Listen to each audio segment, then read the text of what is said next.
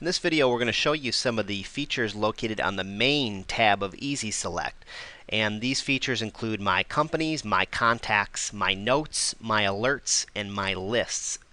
My companies and my contacts are very similar. It's essentially a Rolodex of all the companies or contacts that you have saved when looking at individual profiles.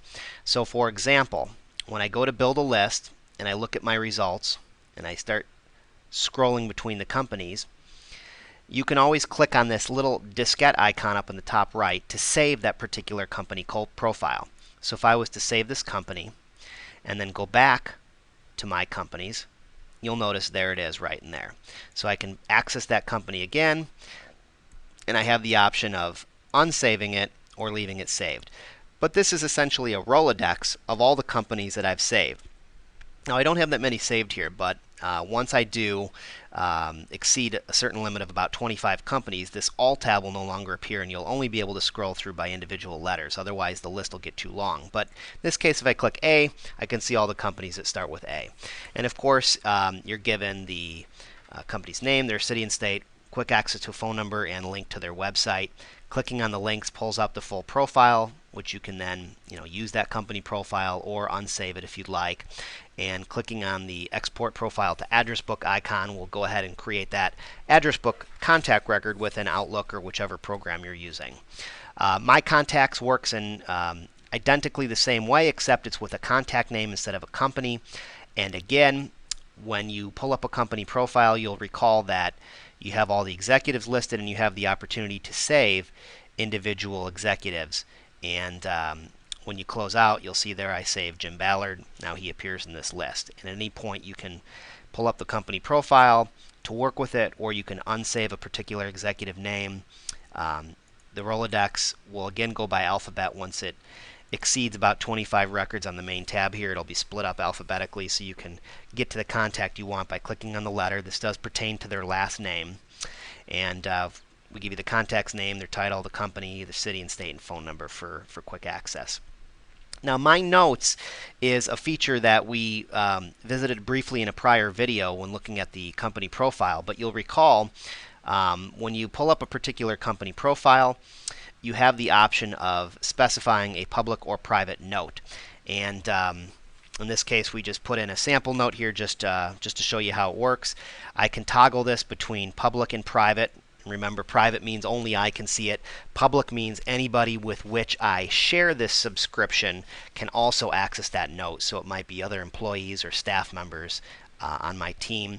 I can click the garbage can at any point to delete the note.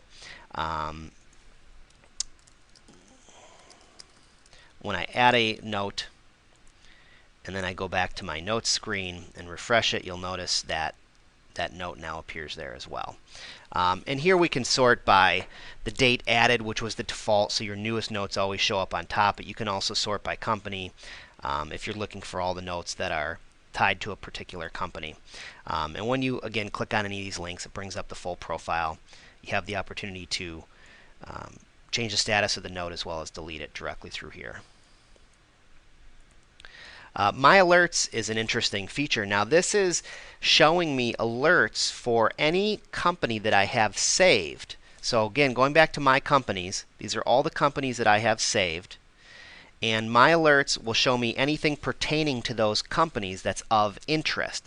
So you'll notice a lot of press releases and news articles for Ford.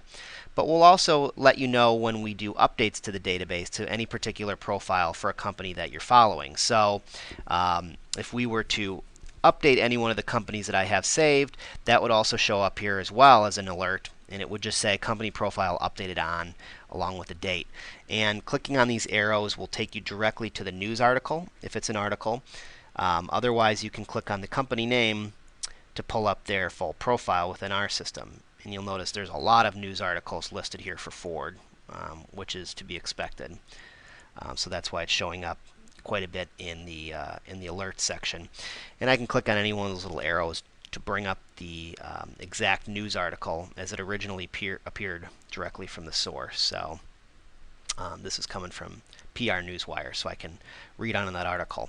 And so, of course, you can come in here at any point on My Alerts. By default, it's sorted by date. most recent being first, so you can always see the newest alerts right up at top. The other thing that you can do is you'll notice down here that there's a link to an RSS feed.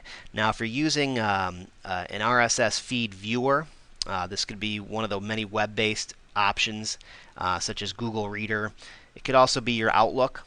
You can subscribe to RSS feeds, but what you're going to want to do is go ahead and copy this link and paste it into your RSS viewer. And now anytime there are updates to that particular company that you're following, it'll automatically pop up in your RSS feeder. So if I was using, for example, Outlook, these news alerts as well as the company profile updates would automatically pop up in my Outlook anytime there's a new one, and I'll be able to access that without even being logged into IndustrySelect. And directly within the RSS feed, there's a link that takes you right into the IndustrySelect application and allows you to access that information directly. So it's kind of a neat way to stay up to date on particular companies that you're following. As with all the results panes within our system, you can always change the number that are showing per page. The default here in this case is 10, but you can go as high as 100 per page. And of course you can scroll through page by page as well. This only shows you news dating back a couple months. Otherwise, this would grow exponentially. So it's showing you the most recent news within the past 3 months, I believe. My lists. This is all the list criteria that you've saved when doing when building a list. So, for example, when we were on the build a list function and we had inputted a set of criteria, let's say, for example, Indiana, and we go to our results page, you'll remember there was the option to save this criteria. So when I do so, and I click Save, it tells me it's been successfully saved. Now I go back to my Main tab. This is where I can access all of those lists. And there's the one I just saved moments ago, Indiana manufacturers.